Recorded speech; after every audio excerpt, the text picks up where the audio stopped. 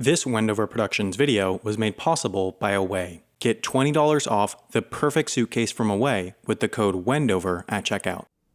The post office made America. It's an ambitious claim, I know, but without it, the United States as we know it today would not exist. As author Winifred Gallagher eloquently pointed out in her book, How the Post Office Created America, in the years following the American Revolution, one didn't say, the United States is, they said, the United States are. The country at the time was just a loose collectivity of states. The national government was weak. People identified with their state first and their country second. With the opening of the post office, however, Americans across the continent had for the first time a direct link to the federal government and the outside world. In the New England colonies that preceded the United States, infrastructure was poor. It was considered a great achievement when travelers could finally reach New York from Boston in under a week. There was little emphasis on creating roads between colonies since each was a unique, independent entity. Some have even attributed the colonists' lack of attachment to the crown to their lack of roads. Those living outside of cities might have never met a royal official in their lives just because of how hard it was to get around. Given this, the crown's postal system in the colonies was slow, expensive, and emphasized links across the Atlantic to Britain almost more than it did links between the colonies. Before the American Revolution, there were unofficial, almost black market ways of getting mail around, but the increasingly legitimate Continental Congress, the group that eventually declared American independence, realized that in order to properly coordinate and collaborate, the member colonists needed a way to effectively communicate. Therefore, surprisingly, the United States Post Office was founded almost a full year before the United States itself. In the century following its founding, the US had a bit of a good problem. It expanded in territory faster than it could expand in people. For much of its history, and still to an extent today, the United States was a country of vast, untamed wilderness. This was especially true in the early years to the west of the Appalachians. Despite the gold rush, California only hit a population of 1 million in about 1890. By that time, the nation had a population of over 60 million. And between California and the Appalachians during the early 1800s, there was hardly anything, especially roads. California might as well have been an island. To get there, most people and mail would take a steamship down to Panama, cross the country on land, and then reboard a ship to California rather than attempting to cross the continent by land.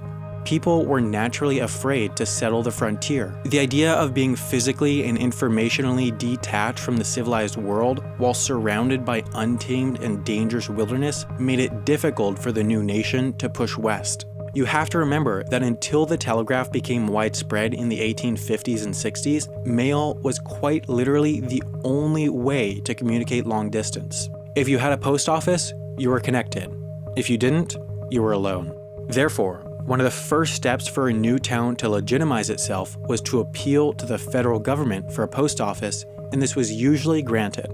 Having a physical vestige of the federal government in towns across the continent was immensely beneficial. Many would even say it played a large role in America's success. You see the US today as a fiercely nationalistic country, but as mentioned, for a while, state came before country. However, these new brick and mortar representations of the power and benefit of the federal government helped tie the nation together. But the post office's impact didn't stop at its mere existence. Newspapers shipped free, or at least close to free, and that revolutionized the spread of information. In the 1850s, this meant that someone in brand new Houston, Texas could read a newspaper just as easily as someone in Washington, D.C. If it had been more difficult to distribute national newspapers, individuals wouldn't have had information on national politics. Without knowledge of national politics, the state might have stayed as the dominant entity. The long overland routes to tiny frontier towns absolutely did not make money, but the post office wasn't supposed to make money at the time. It was there to make living in a frontier town of 1,000 as similar as possible to living in an East Coast town of 100,000. 150 years ago, it took more than a month and a half to travel to many parts of the frontier from New York, if you could get to them at all. However, the post offices needed faster routes, so it created post roads, long rudimentary overland routes. With time and traffic, however, these post roads developed into America's first interstate roads. The informational links led to physical links. A big question, however, was how to efficiently get the mail out into and across the frontier. In 1860, the railroad ended in western Missouri, and after that, the mail had to go out overland. The Pony Express was a short-lived commercial express mail service connecting the end of the railroad to California. In only 10 days, it could get a letter from the Atlantic to the Pacific. This was unbelievable at the time. Once mail arrived at the end of the railroad line in St. Joseph's, Missouri, a rider would take the pouch of mail and immediately start riding west at up to 25 miles per hour, full speed, and then every 10 or so miles, they'd stop at a Pony Express station to switch to a fresh horse. Every 75 miles, they'd switch riders to keep the mail pouch thundering across the country day and night. This didn't come cheap. It was the equivalent of $130 to send just one half-ounce letter. But time is money, and people did pay. One of the most famous rides of the short-lived Pony Express was following the 1860 election.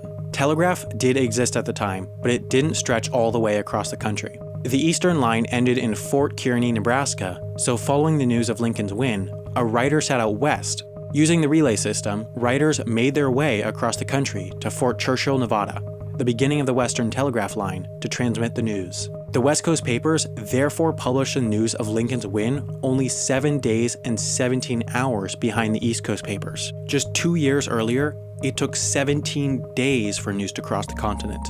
This was an unbelievable feat.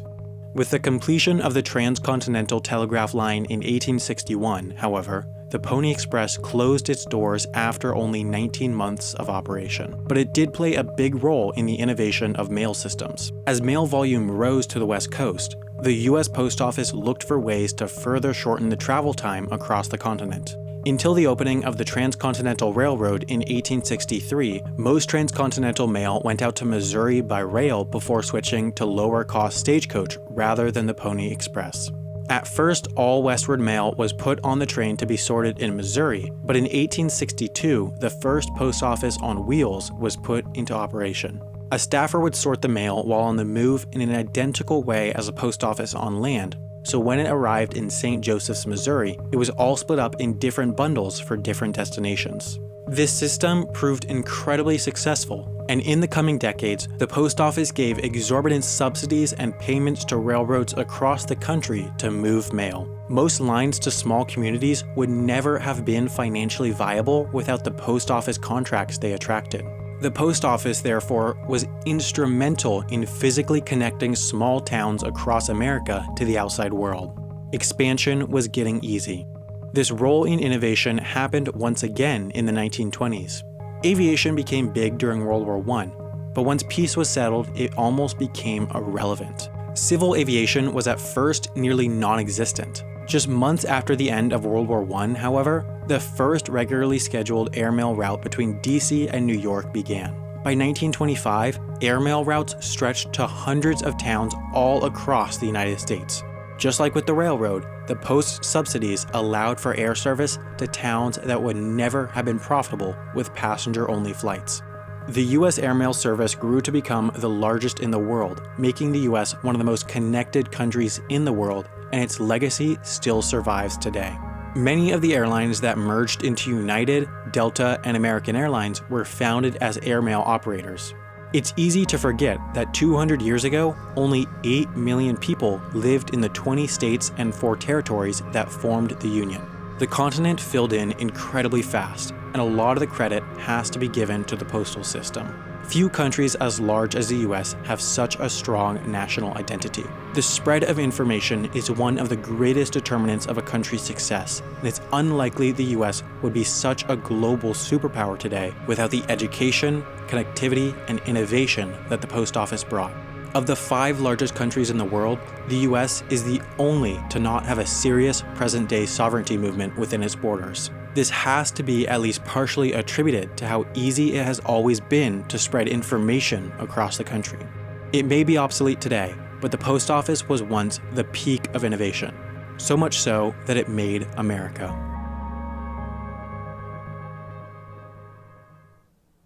This video was made possible by Away. This past weekend, I traveled transatlantic with my new Away suitcase, and I can now honestly say it's the perfect suitcase. It's just wonderfully designed. It looks great and has a built-in TSA-approved lock on the top. Inside, you put bulky stuff on the left held in by the mesh and clothes on the right to be compressed by straps. It has a spot for a laptop and even a waterproof laundry bag to fill up as you go. By far the best feature though has to be the built-in battery to charge your phone, tablet, or anything else powered by USB. It can charge your iPhone up to 5 times so that you know that you'll always have a charge when you're on the go. You can get your Away suitcase with $20 off and free shipping within the contiguous United States by going to awaytravel.com/Wendover and using the code Wendover at checkout. It's a great way to both support Wendover Productions and get, as they say, first-class luggage at a coach price. If you haven't already, please check out my new podcast called Showmakers, linked here, check out my last video, and subscribe to this channel. Thanks for watching, and I'll see you again in 2 weeks for another Wendover Productions video.